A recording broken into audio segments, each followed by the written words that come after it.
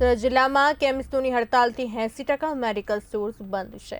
Online દવાના વેચાણના વિરોધમાં ગુજરાતભરમાં કેમિસ્ટો આંદોલન પર ઉતર્યા।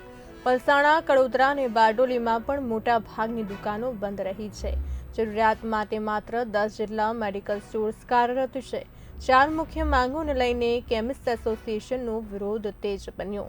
હડતાલને કારણે દર્દીઓ અને ગ્રાહકોને મુશ્કેલીનો સામનો કરવો પડી રહ્યો છે। સુરત જિલ્લામાં મેડિકલ સપ્લાય પર મોટી અસર જોવા મળી। ઓનલાઈન ફાર્મસીના વિરોધમાં અમે લોકોએ આજે એક દિવસની પ્રતિક હડતાલ પાડી છે। જે ઓનલાઈન ફાર્મસીઓ નાર્કોટિક ડ્રગ અને લોકોને નુકસાન કરતા દવા હોય છે એ વગર પ્રિસ્ક્રિપ્શને પણ સપ્લાય કરે છે, જેની વિરુદ્ધમાં અમે સરકારશ્રીના વિરુદ્ધમાં એક દિવસનો પ્રતિક હડતાલ ઉપર રહેલા છે।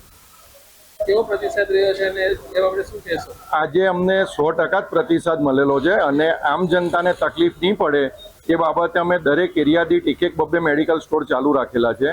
પલસાણા તાલુકાના વિશે હું તમને કહું તો અમને 100% પ્રતિસાદ મળેલો છે।